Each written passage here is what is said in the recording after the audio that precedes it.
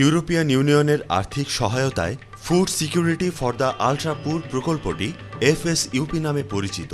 প্রকল্পটি ২০০৯ সালে শুরু হয়ে ২০১৩ সাল পর্যন্ত চলবে।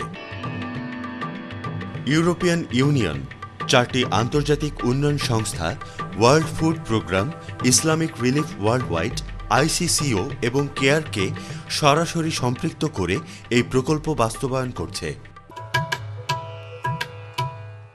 সুবিধাভোগীদের পছন্দ অনুযায়ী আয় বৃদ্ধিমূলক কার্যক্রমে উৎপাদনমুখী সম্পদ ও নগদ অর্থ সহায়তার মাধ্যমে আয় বৃদ্ধিমূলক কার্যক্রম হাতে নেওয়া হয়।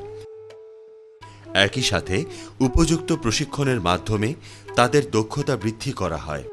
প্রকল্পের ৬৫% সুবিধাভোগী কোনো না কোনো পশুপালন আয় বৃদ্ধিমূলক কার্যক্রম হিসেবে পছন্দ করে, যেমন গরু, ছাগল, হাঁস, মুরগি পালন। প্রাথমিকভাবে বেশিরভাগ সুবিধাভোগী ছাগল পালন শুরু করে। ছাগলের বাচ্চা উৎপাদন সময়সীমা গরু থেকে কম, কিন্তু ছাগল পালনের রোগবালাই, বিশেষ করে পিপিআর হওয়ার ঝুঁকি বেশি হওয়ায় গাভী এবং গরু মোটাতাজাকরণ অধিক লাভজনক হিসেবে প্রমাণিত হয়েছে। দলে যখন সুপারিশ করে আমার গরুর নাম দিল, 2 দিন প্রশিক্ষণ পাওয়ার পরে গরু দিল। 3 দিন পরে গরুটা আবার গাভ হলো, বছরের পর বাছুর দিল। তারপরে 3 লিটার করে দুধ হয়েছে, দুধ ছেঁকছি আর টাকাটা ছুঁয়ে দিছি। আবার গোবরের ভিড়ে সে গোবরও বেঁচেছি। এই টাকা ম্যানেজ করে পরের বার যখন এই বাছুরটা দিলে পরের বারে দুধ ছেঁকছি। দুধ ছেঁকার পরে 2 বারের টাকা দিয়ে খড়ি বিক্রি করে, শাকসবজি বিক্রি করে, গাছ থেকে কিছু আয় করে আমি 30,000 টাকা দিয়ে জমি নিয়েছি। আগে যে কষ্ট ছিলাম সেই কষ্ট এখন নেই। অনেক প্রকল্প সুবিধাভোগী প্যারাভেট হিসেবে ভ্যাকসিনেশনকে আয় বৃদ্ধিমূলক কার্যক্রম হিসেবে গ্রহণ করে ও স্থানীয় সেবা প্রদানকারী পেশায় নিজেকে প্রতিষ্ঠিত করে পারিবারিক আয় বৃদ্ধি করে।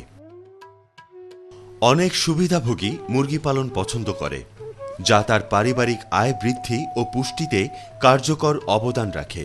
কিন্তু বিভিন্ন রোগ, যেমন বার্ড ফ্লু, শীতকালে কম বৃদ্ধি ইত্যাদি কারণে আয় কম হয়। সেজন্য অনেকেই কিছুদিনের মধ্যেই গরু বা ছাগল পালন আরম্ভ করে। সুবিধাভোগীদের পছন্দ ও দক্ষতার উপর ভিত্তি করে প্রকল্পের ৩৫% সুবিধাভোগী অপশুপালন, যেমন ছোট ব্যবসা, তাঁত, ঝুড়ি তৈরি, দর্জির কাজ, বেকারি পণ্য তৈরি কিংবা রিকশাসহ আরও অনেক আয় বৃদ্ধিমূলক কার্যক্রম করে।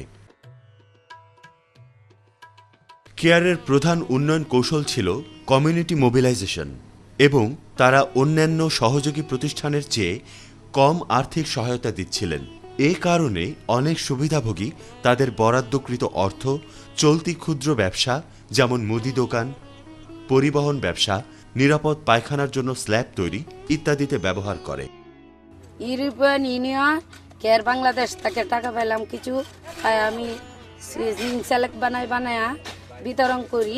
আল্লাহর মতে আমি একটু সুখে আসছি।